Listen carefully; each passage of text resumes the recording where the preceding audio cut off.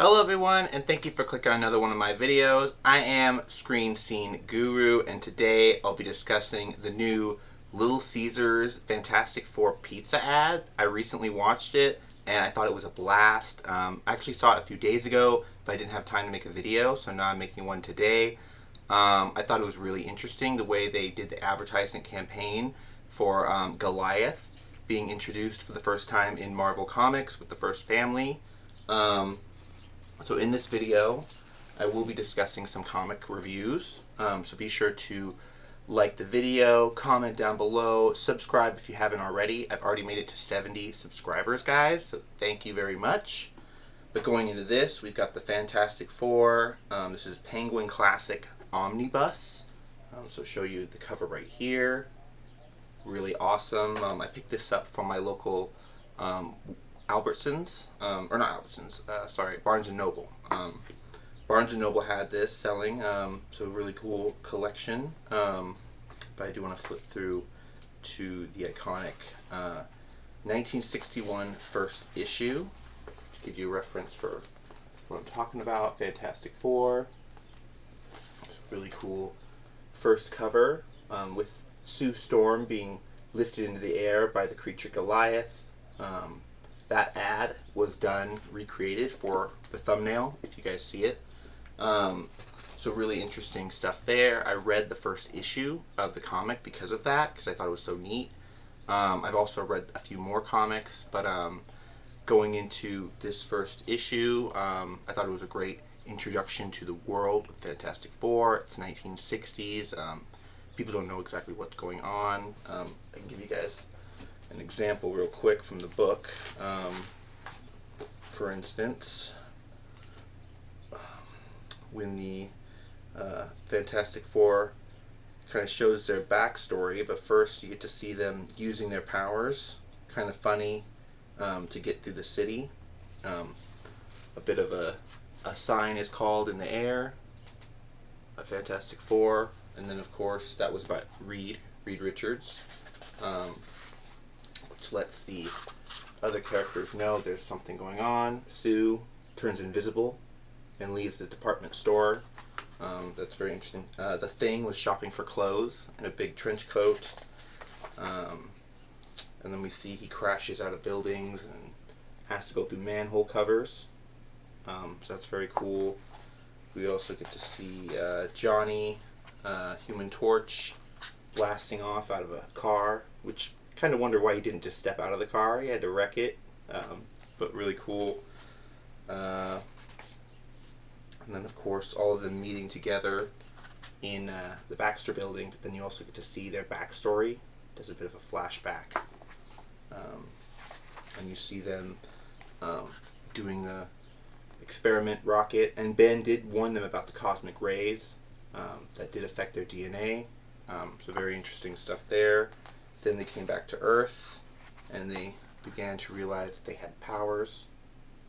So very cool stuff, guys. I highly recommend you reading that first issue, because they're about to release the movie on July, I believe it's the 20th or 23rd. But it was really cool that Fantastic Four meet the Mold Man, who you later see in the comics controls all of the beasts underground, subterranean beasts that are eating up atomic buildings, scooping them up into the ground. So very fascinating stuff there. I'm not sure if this comic will be adapted. I mean, we saw Goliath in the Little Caesars ad, so that'd be really cool to see. Valley of Diamonds, and all the different creatures that they have to fight.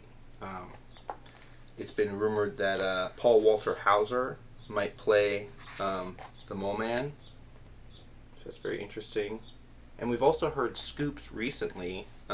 Take it with a grain of salt, guys. We're not sure if this is true or not, but certain individuals on the internet have recently said all of the John Malkovich scenes from Fantastic Four First Steps have been cut from the film. I'm not exactly sure if this is true or not, but it's just weird to hear that. But yeah, just going on to a couple more pages. Well, that was pretty much the end of of book 1, you know, them flying away after blowing up the island. But I'm on to issue 2 now, which I'll show you the cover. Take my nice bookmark out, which I don't know how well you can see it in the sun. Bookmark. Got that from Walmart. But I'm on to issue 2, the introduction of the Skrulls from outer space. Really cool, guys. Highly recommend checking out the comics. I mean, this is a big omnibus, so it was about roughly 28 bucks. But definitely going through it now. Going into a few more comics. I've got, let's see this bag I gotta open up. Okay, we've got Fantastic Four issue 333 from 1989, guys. So really cool. We get to fight, or see the Fantastic Four versus the Fearsome Four, which is a very interesting title they give them. But basically just a Worlds Collide episode. So that's very fascinating. Going into the first issue, we see several of the Avengers, like there we got She-Hulk, Captain America, Thor, Doctor Strange, and Hercules trying to meet up with Fantastic Four after they had a pre-scheduled meeting. They end up running into the Fearsome Four instead in the Baxter Building. You can see a bit of their dialogue there, conversing. The Avengers obviously know something's up, and they go, after they're kicked out of the Baxter Building, Hercules goes in to give them a big piece of one. Big punch to the Thing. Well, it's not really the Thing, it's a reverse Thing, if you will. There's another image of Bad Reed getting Hercules, and then others getting involved. And it's very interesting. There's 2 Things in this Fearsome Four, so there's actually 5 characters. Let's see. Got some more fighting going on. That's cool to see. I didn't really know She-Hulk and the other Avengers messed around with Fantastic Four that much, but it's really cool to see. Right here we've got the Magician fighting with other villains. Hydro Man and others we've seen in Spider-Man. We've got the Thing striking a woman, which was very controversial in the comics, but I guess she was a villain, so ridiculous. And then of course we've got Human Torch explaining to them that they're clones, which is very funny that the comics explain that Johnny's actually pretty smart, even though they try to claim that, you know, Reed Richards is supposed to be the smartest man alive. Johnny seems to be the simple one that fixes a lot of problems for the Fantastic Four. He gets them to cool down and talk it out, which is very interesting. He knows when trials are happening, which is fascinating as well. You see a couple more fight scenes. The Thing versus the Thing, which is ridiculous, but a very what-if comic. Battle sequence right there. The Magician looks kind of weird with this big head, purple suit, or pink suit, I'm not exactly sure. And then they have to flee.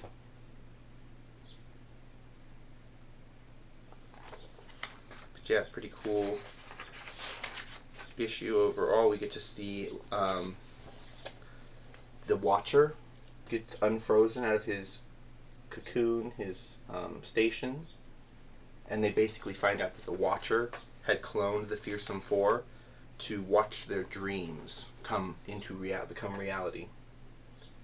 So that's very interesting that they addressed that in '89. Crazy, guys. Wondering what if you guys read the comics. We get to see Nathaniel Richards, or Nathan, some would call him, after the events of the Fearsome Four taking over the Baxter Building. He fled, and then we get to see a real nice last image of the Thing smoking a cigar. Poster-like. Cool. Awesome. So yeah, I got this one down, issue 333, in 89, should I say.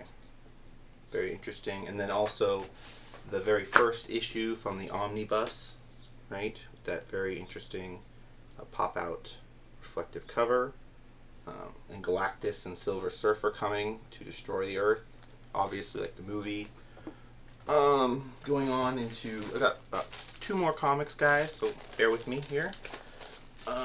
Let's see, we've got issue 351 from, let's see, 1991.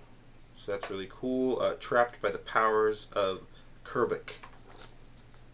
So you can see a nice male and female energy spirits taking the Fantastic Four from their home, Earth, and putting them on a trial. So that's very interesting, kind of like the entity, the Living Tribunal, or like the Watcher, other things come to Earth periodically throughout time in Marvel, and they put certain individuals through trials. That's very interesting to see. Going into some of this original Stan Lee art. That's really fun. Strange interlude.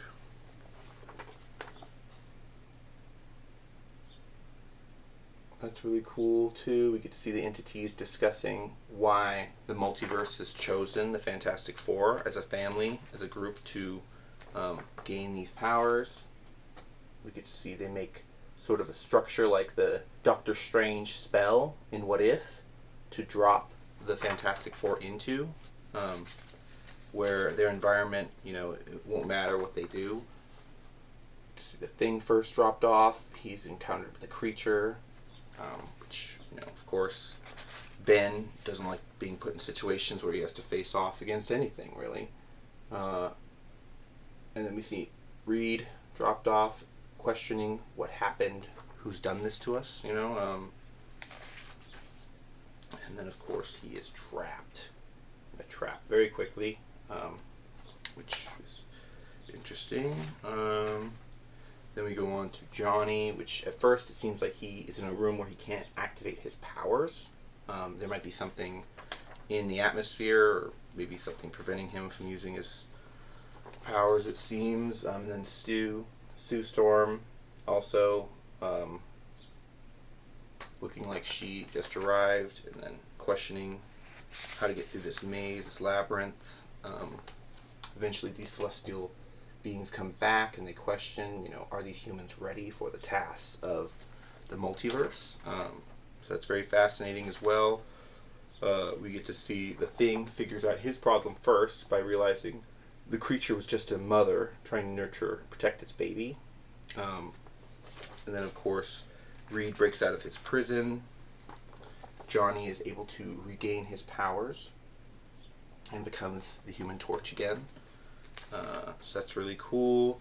Then we get to see Sue Storm go through her obstacle list, kind of like the Danger Room in X-Men. So very fascinating stuff here. And then we get to see all of them outside of the spell, if you will, or outside of the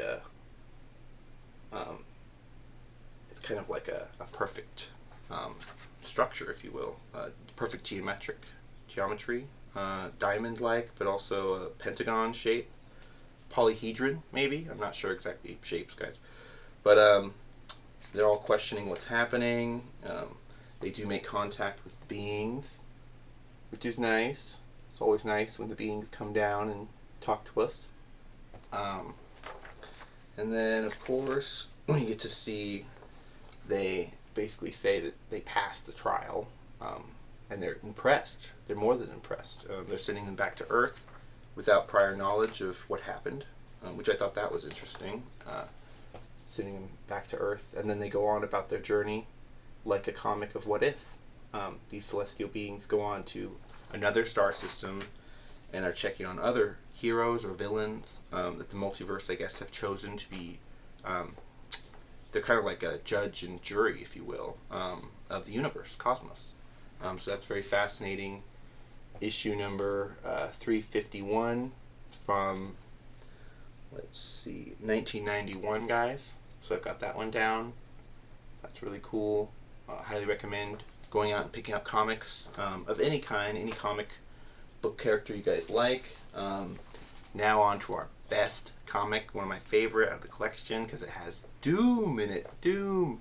But before I go on to this last one, guys, I want to big shout out to all my subscribers. Thank you very much, getting me all the way through the journey this year and beyond. Big shout out to anybody following me on Instagram, Threads, and TikTok at SceneScreenGuru. You guys can follow my pages there. But yeah, thank you very much, and I appreciate it. I appreciate all the likes and the subscriptions, so keep it up.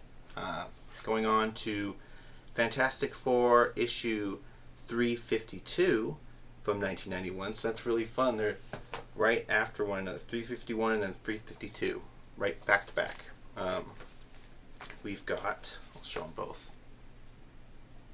That's really cool. I didn't realize they were back to back issues, but now going into it, let's see, this one, we've got Reed Richards facing off against Doom. It's a very fascinating story there.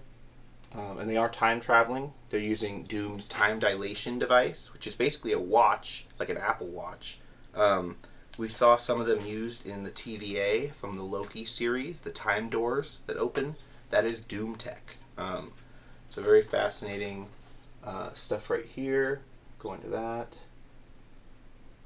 That's very nice. I love the designs of the suits, because Reed at some point takes tech from Doom and puts it on.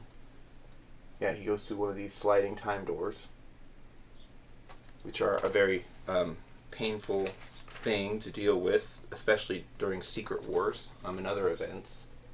To see a black and white rendition of Reed and Doom fighting throughout time, basically jumping back and forth through the dilations. But then, of course, Reed does move his body through time as well, not just moving his mass, he's moving his... I guess they kind of explained where Doom is just moving, kind of nudging his way. Reed figures out a pattern to the time dilations. And eventually, when he's distracted, he gets one of the Doom bots to blast Doom. And then the Thing, Ben, breaks the Doom bot. It's a very interesting teamwork there. Going on, we get to see, the Thing's taking care of this sick lady. Not exactly sure what's going on here with her storyline. I think it is a love interest. But, we get to see more of the Doom bots attacking, Thing trying to protect her, Doom and Reed fighting through time, and the other Fantastic Four don't see them because they're spinning, fighting through time. So Sue is wondering where they all are. He's got the newspaper, which in the Fantastic Four, they've got a big newspaper, which is kind of like the Daily Planet, which is very interesting, underground network of people just tracking the Fantastic Four and what's happening. We see she wakes up, is kind of startled by the presence of the Thing, and then he slowly disappears, which is very interesting, through probably a time dilation thing. Then they're discussing more, because I think this was the former wife of Ben. It's kind of trying to get over his looks, right? Because we saw an image of that in the original movie back in the early 2000s, where Ben was trying to pick up the ring. It was ridiculous. But yeah, she basically says looks aren't all that matter, and she still loves him. We see Doom and Reed get out of the time dilation field, and then they're in the real world, real life, I guess, and everyone sees them. So that's fascinating. Then we get to see right here. They talk about after Doom destroys people from the TVA that appear through a time door, Doom is then taken out by Justice Peace, who is a new character you get to see kind of dressed up like a futuristic Captain America or Peacemaker. So that's kind of cool. But Justice Peace is claiming that Doom, he's not dead, but they've stopped him in his trail for now. But eventually he'll have the tools to do what he needs to. But very interesting stuff there. the multiverse and the time travel stuff in this comic right here. Is it 352? So it's very good. So yeah, this was my comic reviews for Fantastic Four, guys. Be sure to follow the channel for daily, weekly updates on media news, all kinds of stuff with Marvel, DC, other studios, all kinds of industry breaking news. I can go into a little bit right now. Let me see where exactly. Okay, so we're back. Going into a little bit of news that we heard in the last couple days, 72 hours. Denis Villeneuve, the director of the 2 Dune franchise films from Warner Brothers, has been tapped from Amazon to write and direct the next 007 Bond film. So that's very interesting to hear. We're still not sure who our new Bond will be, but the fact they have a director now, and it sounds like they're getting serious, that's very good news. Let's see, a little bit more. Roofman dropped its trailer with Channing Tatum and Kirsten Dunst and Peter Dinklage, which looks like it's going to be a fun time at the movies. I'm really excited about it. It got dropped at CinemaCon this year, but we didn't really get a full trailer until just recently. So that's really cool for Channing Tatum. The Wanted writer is talking about how he wants to come back, and there's a script apparently for Wanted 2.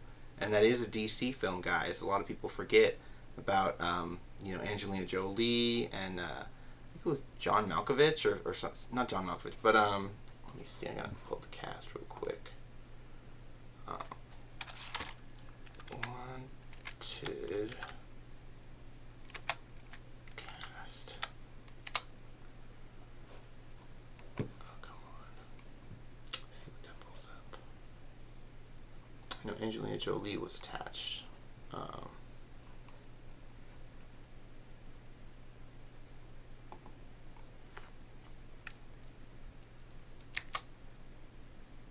Okay, it's thinking. But very interesting to hear that the writer-director of the first film wants to come back with James McAvoy. Okay, I just want to make sure I got that. James McAvoy, Angelina Jolie, Chris Pratt was in the first one before he was recognized, so really fun to see that. He kind of steals the girlfriend from James McAvoy, so he's kind of an asshole. But yeah, that was a DC project that they want to bring back, so that's interesting. Ratatouille 2 got announced from Jeff Schneider from the Hot Mic with John Roca. Definitely highly recommend you guys subscribe and check out their channel for weekly updates on things. Disney reported that they're apparently planning on getting money from franchise films like Toy Story 5, other things like Moana 2, even though Moana's a new franchise, but they're making money off old IP to make new originals. So that's sounding very cool to hear from Disney and Pixar. Like I said, currently, while the plans to shoot Social Network 2 are going down with, let's see, did they say the director? I'm not seeing a director, but I believe it's on Netflix that they'll have Social Network 2, which I wasn't a big fan of the original with Jesse Eisenberg, but it's interesting to see what this film will be about, TikTok, Instagram, whatever, and maybe a modern day take on the story. Simpsons recently, with their 36th season, killed off Marge, the mom, which I thought was a very interesting thing for them to do. But I heard a recent article saying that after the voice actors die in real life, the studio can only use their voices for 5 years. And apparently the actress that played Marge died back in 2019. So this was the last year they could use her character, which sounded crazy. But that's interesting. Mel Brooks turned 99, which is very fantastic. Great for him, up in age. Final Destination 7 has been greenlit, so that's really cool to hear after the success of 6. I haven't seen 6 yet, but I do want to pick up the 5-disc set. So I'm just waiting to do that. Transformers has been greenlit. Michael Bay is coming back to do another live-action film. We're not sure what time it's set in, or what the story is yet, but the fact they're willing to spend money on it again after, Transformers 1 flopped at the box office. I heard it's a great story on Paramount Plus, but I haven't watched it, so I'm still watching the original cartoon, catching up. Very fascinating. They're doing a live action movie with Michael Bay again. And apparently Paramount Plus wants to move forward with the G.I. Joe Transformers merger. They're going to do a cartoon series which merges the two universes. I don't know why, but Nickelodeon is going to be in charge of that, which sounds interesting. Nickelodeon, I was a big fan of them back in the day, growing up on Jimmy Neutron, Danny Phantom, other things. I'm just waiting for those to be adapted.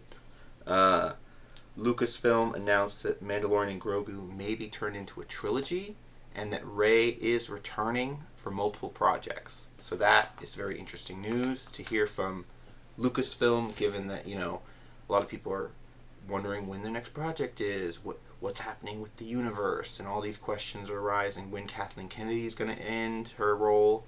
I think she's going to still be executive producing for a few years at least.